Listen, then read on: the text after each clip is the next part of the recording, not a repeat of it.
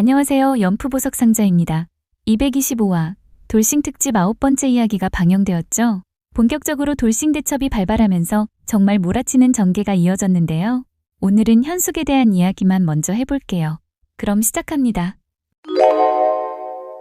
먼저 이번 회차에서 28기 현숙이 보여준 모습이 상당히 버라이어티했죠. 원래는 지난 영상에 이어 영수에 대한 이야기를 좀 더 풀고 한 구독자님의 댓글처럼 실제 생활에서 만나는 영수와 같은 유형의 사람과는 어떻게 지내면 좋은지에 관해 영상을 준비 중이었는데요. 이번 회차에서 현숙의 활약이 너무 대단해서 이 이야기를 먼저 해야 할 것 같아요.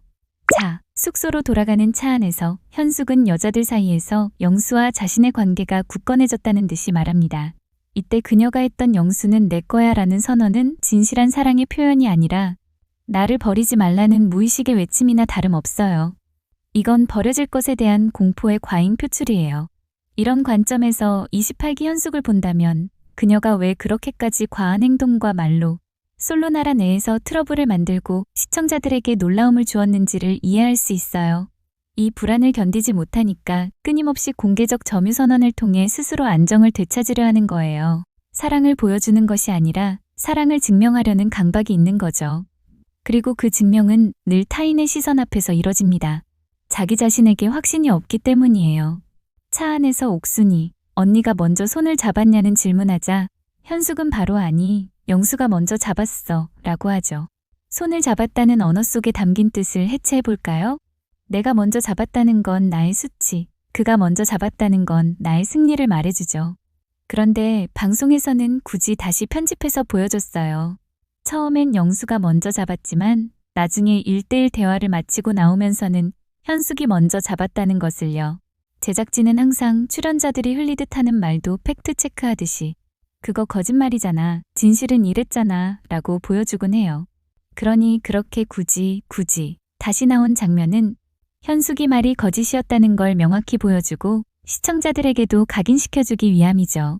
그러니까 즉 현숙은 여자 출연자들 앞에서 또 거짓말을 한 거예요. 아까 말했듯이 내가 먼저 잡은 건 수치스럽지만 영수가 먼저 잡은 건 내가 선택받고 확신받았다는 것에 대한 증명이 되니까요. 다른 여자 출연자들 앞에서 현숙이 일관적으로 보이는 건 권력의 우위에 서고자 하는 욕망입니다. 바로 그 지점에서 이해할 수 있어요. 현숙에게 중요한 건 애정의 흐름이 아니라 주도권의 상징입니다. 현숙이 몇 번 잡았지라고 부연하고 다른 여자 출연자들이 소리를 지르며 놀라자 그게 왜 놀랄 일이냐고 해요. 옥순이 언니랑 영수의 서사가 오래되지 않았잖아 라고 하니 여기 다 마찬가지 아니냐고 받아쳤어요. 자기는 상철이랑 1일 만에 부부가 됐던 사람인데 라고도 했죠. 그러니 이 정도는 나한테 아무것도 아니다. 이렇게 남자의 스킨십을 이끌어내는 것은 곧 나의 매력이 크기 때문이다 라고 말하는 것이나 다름없죠. 그렇기 때문에 현숙은 당당한 거예요. 하지만 내면은 계속 불안한 상태죠. 관계의 주도권을 통해 그 불안을 억누르려고 하는 본능적 움직임이 일어나는 겁니다. 그러다 보니 28기 현숙이 놓친 부분이 있어요. 아무리 서로의 선택을 주고받는 솔로나라고 그게 용인되는 프로그램에 출연 중이라고 하지만 일반인으로선 상식적으로 받아들여지는 범위라는 게 있죠. 현숙은 처음부터 상철의 팔짱을 끼고 어깨에 기대고 손을 잡고 그런 스킨십을 모든 출연자가 있는 술자리에서도 스스럼 없이 했었어요. 하지만 단 하루 이틀 만에 그 관계를 정리하고 바로 영수에게 가서는 두 번의 데이트에서 또 영수와 스킨십하는 모습을 보여주었고요. 그리고 손을 잡고 걸어 다녔다는 건 대부분의 여자 출연자들이 상식으로 받아들일 수 있는 범위를 넘어선 것이었죠. 그러니 옥순이 영수와 언니의 서사가 오래되지 않았잖아 라고 말한 것이었고요. 하지만 현숙은 아무렇지 않게 받아쳤는데 이건 사회적 맥락에 대한 감각 상실, 즉 메타인지의 붕괴를 보여주는 거예요. 자신의 행동이 다른 사람들에겐 어떻게 보일지에 대한 인식이 완전히 무너졌다는 뜻입니다. 락항식으로 보면 그녀는 상징계, 즉 사회규칙의 질서에서 이탈해 상상계 속으로 퇴행한 상태입니다. 그녀에게는 관계의 현실성보다 사랑의 상징이 더 중요해진 거예요. 그런데 앞에서 영숙이 영수에 대한 불만을 계속 토로하자 정숙이 영수의 가장 큰 문제는 다른 사람이 시간을 허비하게 했다는 것이라고 말해요. 그때 이 말을 들은 현숙은 바로 기분이 나쁜 모습을 보이죠. 난 정말 좋아하는 사람인데 왜 욕해? 이 한 문장은 그녀의 내면을 완전히 드러냅니다. 정숙은 영수의 행위를 비판했지만 현숙은 그걸 존재의 비난으로 듣습니다. 왜냐하면 그녀에게 영수는 이미 자기 일부이기 때문이에요. 말하자면 내가 영수를 좋다고 했으니 영수를 욕한다는 건 곧 나를 욕한다는 뜻이 됩니다. 현숙은 영수를 좋아하는 사람이 아니라 자기 일부로 내면화했기 때문에 영수를 향한 공격을 견디지 못합니다. 이건 융이 말한 참여적 신비주의의 전형이에요. 자아와 대상의 경계가 흐려지고 타인의 비판이 자기 부정으로 전환되는 상태죠. 주체와 객체의 분화가 흐려지면 대상에 대한 비판은 곧 자기 공격처럼 감각됩니다. 따라서 난 정말 좋아하는 사람인데 왜 욕해? 라는 말은 사실 내가 사랑하는 방식을 부정하지 말라는 방어적 외침입니다. 대상 비판을 자기 부정으로 오역하는 순간 방어가 자동 발동됩니다. 냉정함은 사라지고 정서적 단어 왜 욕해? 만 남는 것이죠. 이후 그녀는 욕해도 상관없어 라고 해요. 역시 이건 프로이트의 말대로 부인의 교과서적인 사례입니다. 감정을 부정하는 순간 오히려 그 감정이 존재함을 증명하죠. 상관없다는 말은 매우 신경 쓰인다의 다른 표현입니다. 투과성 경계로 인한 상처감, 수치는 곧장 분노로 전환되고 욕해도 상관없어라고 말했지만 직후 행동들은 몹시 상관 있음을 증명했죠. 현숙은 불안을 부정함으로써만 간신히 자존을 지탱하고 있는 거예요. 여기서 다시 한번 현숙의 언어를 살펴볼게요. 내가 좋아하는 사람을 왜 욕해? 욕하냐고 표현했죠.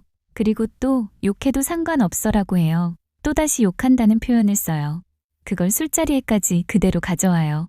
현숙은 정숙에게 아까 욕 많이 했잖아 라고 하거든요. 그런데 정숙은 바로 반박해요.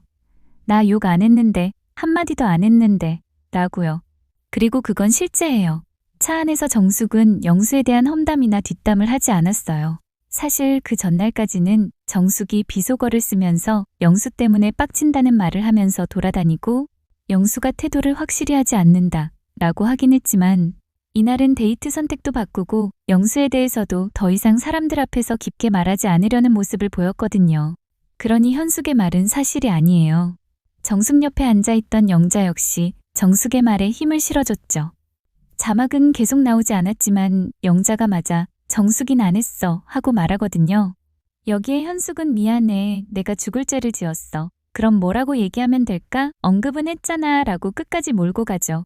현숙은 차 안에서부터 사람들이 영수에 대해 얘기한 것을 욕이라고 받아들였고 그 언어는 내면화되어 바로 술자리에서도 튀어나온 거예요.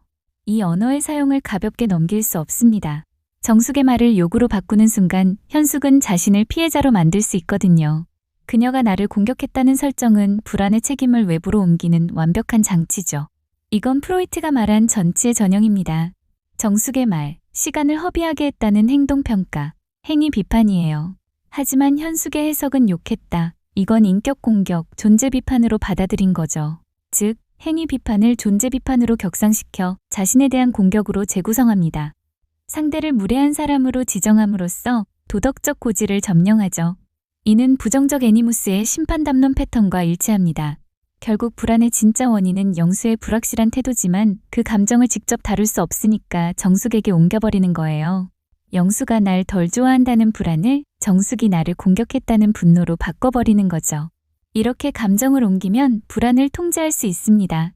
결국 정숙이 욕했다는 말은 불안을 견디기 위한 심리적 허구예요. 현숙은 인터뷰에서 또 말했어요. 불안하진 않아요. 뺏길 것 같지도 않아요. 내 것 같아질 것 같은데 자꾸 건드리니까 짜증이 나요.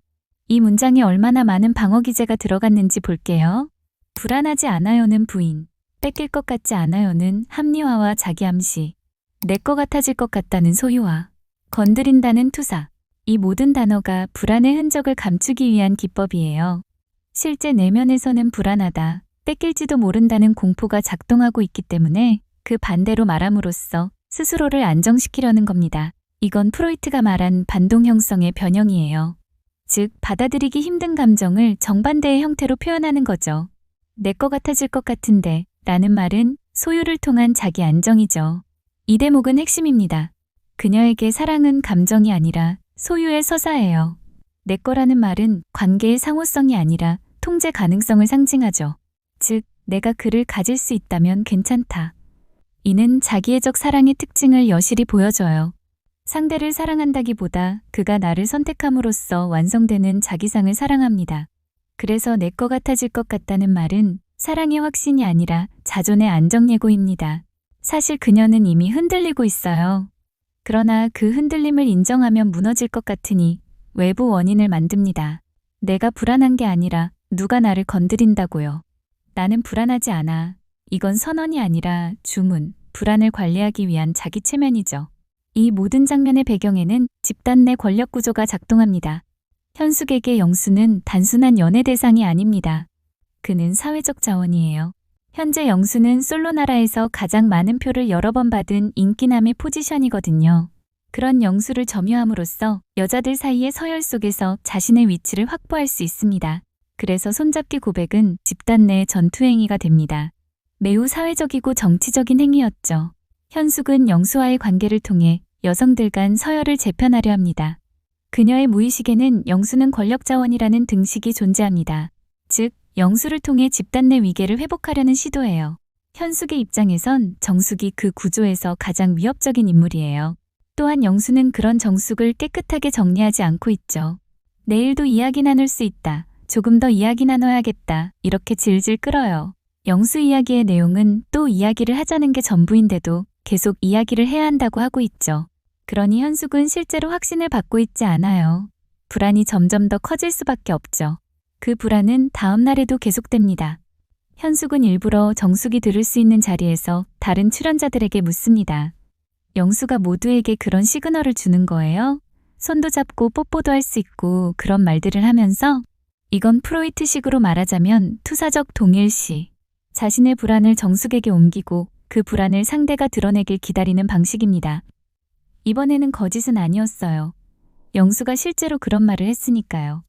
하지만 진실이 중요한 게 아니라 그녀는 그 사실을 감정의 증거로 재가공합니다. 그 일은 나의 가치 증명이 되는 거죠. 영숙이 아니, 그런 말은 안 했는데 라고 하니 현숙은 나한테는 했는데 라고 하거든요. 이때의 사실은 현실이 아니라 방어의 재료입니다. 그녀는 결론처럼 말했어요. 난 그래서 확신을 받았어. 이 문장은 부인의 완결형입니다. 불안할수록 사람은 확신을 말합니다. 확신은 불안을 덮는 언어적 마취제예요. 결국 현숙에게 영수는 자기 존재를 증명해주는 타자입니다.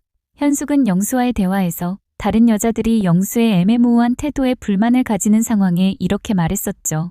자기는 남자 언어를 알아듣는 사람이고 일반적인 여자들은 못 알아듣는데 그걸 그냥 가지고 놀았구나라고 느끼는데 나는 오빠 언어를 내가 해석할 줄 아니까 위로를 적당히 할 수 있다. 이건 무척 중요하고 의미 있는 장면이었어요. 현숙의 말은 이해한다는 언어를 빌린 통제의 선언입니다. 나는 남자의 마음을 완벽히 해석할 수 있다는 전능감, 즉 자기애적 전능감의 전형이에요. 다른 여자들이 남자의 모호함을 불안으로 느낄 때 그녀는 나는 그 언어를 해독한다라고 선언합니다. 그 순간 그녀는 불안한 여자들 위에 서죠. 불안 대신 우월감으로 자존을 유지하는 방식입니다. 이는 프로이트가 말한 통제의 환상입니다. 또한 일반적인 여자들은 못 알아듣는다는 말에는 일반적인 여자, 즉 감정적이고 서운해하는 존재를 나쁜 여성상으로 투사하고 특별한 여자, 이해심 있고 성숙한 존재를 자기로 동일시함으로써 자기애를 보존하는 방식입니다.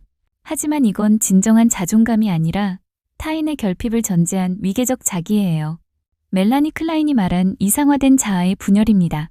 현숙의 발언은 나는 남자의 복잡함을 이해할 수 있는 신화적 존재라는 자기 서사를 구축하려는 시도입니다. 그녀는 불확실한 남자의 태도에서 불안을 느끼는 대신 그 불안을 특별한 나만이 해석할 수 있는 언어로 변환시켜 자존감을 회복합니다. 결국 이 말은 이렇게 번역돼요. 나는 불안을 느끼지 않는 유일한 여자이고 그 불안을 통제할 수 있다는 사실이 나의 매력이에요. 하지만 실상은 그 불안을 견디지 못하기 때문에 해석이라는 이름의 통제를 시도하는 겁니다. 그녀의 자존감은 타인의 결핍 위에서만 서 있어요. 그래서 난 너를 위로할 수 있다는 말도 마찬가지입니다. 그건 따뜻함이 아니라 감정 조율의 주도권 선언이에요. 영수를 이해받아야 할 대상으로 낮추고 자신을 이해해주는 사람으로 세움으로써 감정의 상하 구조를 재편합니다. 사랑이 아니라 감정의 지배 구조 속에 서는 것이죠. 또한 모두를 놀라게 했던 술자리에서 현숙이 영수에게 주인님이라고 했던 말을 볼게요. 주인님이라는 호칭은 단순한 장난처럼 보이지만 사실은 통제에 대한 역전된 표현이에요. 현숙은 겉으로는 복종의 언어를 쓰지만 그 언어를 통해 관계의 중심을 여전히 자신에게 묶어둡니다. 내가 너의 지시를 기다리고 있다는 말은 곧 너는 나의 반응을 책임져야 한다는 무의식적 명령이거든요. 즉, 주인님은 복종의 제스처를 빌린 통제의 언어입니다. 그녀는 스스로를 낮추는 척하면서 결국 상대의 선택과 반응을 통해 자기 존재의 확실성을 확보하려는 거예요. 참 아이러니하죠. 겉으로는 맡기는 말인데 실은 관계의 리모컨을 쥐고 있는 겁니다. 현숙의 말은 늘 이렇게 번역됩니다. 나는 불안을 느끼지 않는 유일한 여자이고 그 불안을 통제할 수 있다는 사실이 나의 매력이다. 하지만 진실은 정반대입니다. 그녀는 불안을 견디지 못하기 때문에 해석이라는 이름의 통제를 시도하는 겁니다. 결국 그녀의 모든 언어는 하나의 목적을 가집니다. 나는 버려지지 않았다. 이 문장을 확인하기 위해 그녀는 손을 잡고 자랑하고 부인하고 공격합니다. 그녀가 말하는 사랑은 관계가 아니라 존재의 증명이에요. 그래서 그녀의 말은 늘 단호하고 확신에 차 있지만 그 확신은 언제나 불안의 그림자 속에서 반짝입니다. 결국 이렇게 요약됩니다. 현숙은 영수를 사랑하는 여자가 아니라 영수를 통해 자기 존재를 유지하려는 여자입니다. 그녀의 언어는 사랑의 언어처럼 보이지만 그 안에는 늘 나를 버리지 마라는 무의식의 외침이 숨어 있습니다. 그녀는 사랑을 말하지만 사실은 자기 자신을 붙잡고 있는 거예요. 여기까지 현숙에 대한 분석을 마칠게요. 지금까지 보고 들어주셔서 감사드리고 저는 다음 영상으로 찾아뵐게요. 감사합니다.